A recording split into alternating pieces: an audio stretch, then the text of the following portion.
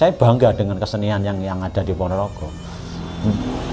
Dari anak-anak itu tidak membanggakan, wah istilahnya apa K-pop atau apa, enggak. Mereka enggak kenal itu. Yang kenal malah justru reog. Terutama yang penari pengganong, kan dia merasa bidangnya di mana, gitu ya. Ada yang anak-anak, wah aku pengen di Bujang Ganong, di Bujang Ganong. Dia suka karena itu kan ada kelucuan, ada keenergikan, ada jenakannya kan gitu. Jadi merasa senang deh, apalagi ikut terlibat dalam satu pementasan. Diikutkan saja dah luar biasa senangnya, apalagi dijak tanggapan kemana gitu, atau mungkin festival itu udah luar biasa. Kalau kan di Ponorogo itu kan ada pemilihan, ada kadang pemilihan apa ya, warok muda, maksudku di tingkat SD, di SMP ada lagi kan gitu. Itu kan menambah apa minat dan animo anak muda, anak-anak remaja itu untuk mengikutinya seperti itu. Nggak tahu reog tuh pada suka gitu karena mungkin kewibawaan, keindahan di dalamnya tanpa kita gembar-gemborkan jelaskan tuh mereka suka gitu.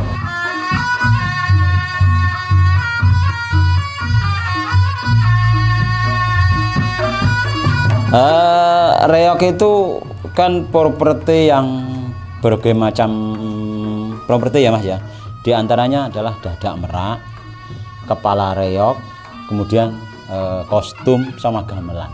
Dan masing-masing itu punya pengrajinnya sendiri. Nah, kalau dadak merak seperti ini itu prosesnya ya dari mulai pemilihan bahan. Itu diantaranya bambu apus yang memang betul-betul dipilih. Kalau sudah itu pilihannya ya nanti otomatis diproses dari pemilihan, dikumpulkan, diproses, diukur, kemudian dilepasi apa, dikulitnya, kulitnya hijaunya dihilangin, kemudian di istilah orang Jawa diirat.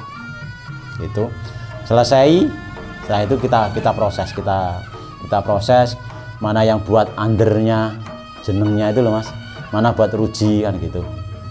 Itu prosesnya itu butuh waktu sekitar 3 mingguan karena harus ada pengeringan juga, atau tidak, paling tidak minimal 2 minggu lah. Kemudian itu mulai dipersiapkan mana yang tadi saya katakan tadi, mana yang undernya, mana yang rujinya kan gitu. Kalau sudah selesai lah itu baru kita buat kerangka dari reog itu sendiri.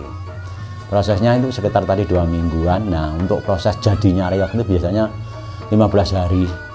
Untuk rangka, namanya kalau orang Ponorogo mengatakan rengkek itu. Konstruksi pondasinya reog itu seperti itu. Tapi kalau konstruksi untuk kepala reognya itu namanya klebutan gitu loh. Nanti di belakang itu ada itunya yang kalau.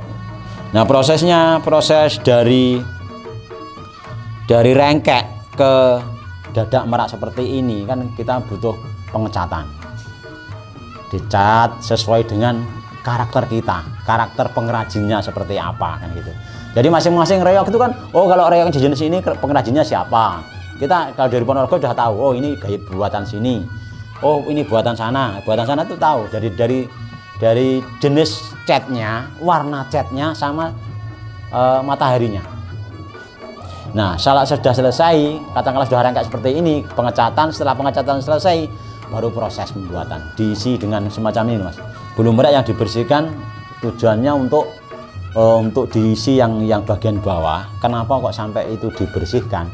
Karena kan biasanya ada request untuk identitas pemesan.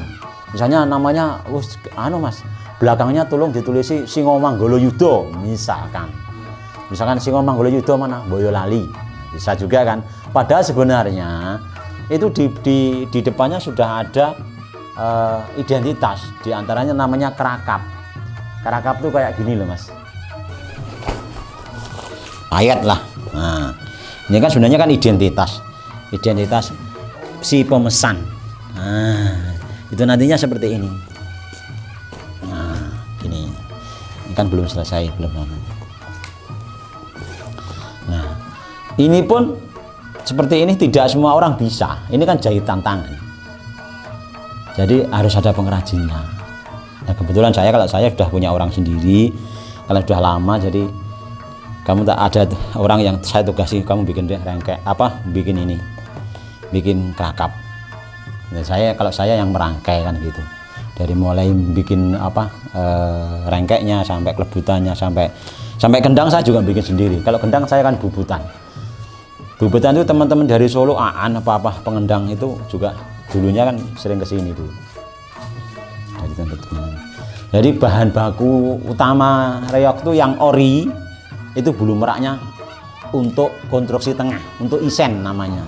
Ini dibuat ganggang kayak semacam ada jarak itu kan memang diisi bulu merak itu.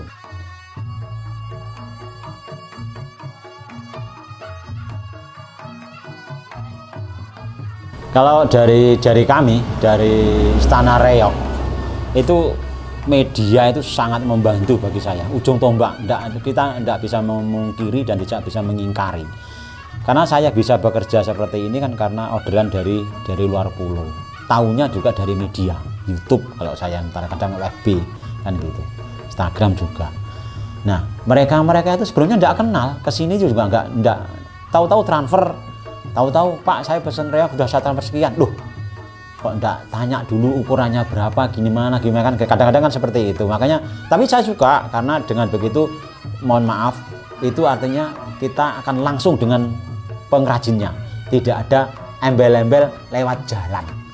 Ya itu loh Pak, situasi atau media itu akan memangkas, memotong jalur yang kelihatannya ruwet menjadi lebih jalan tol ibaratnya seperti itu.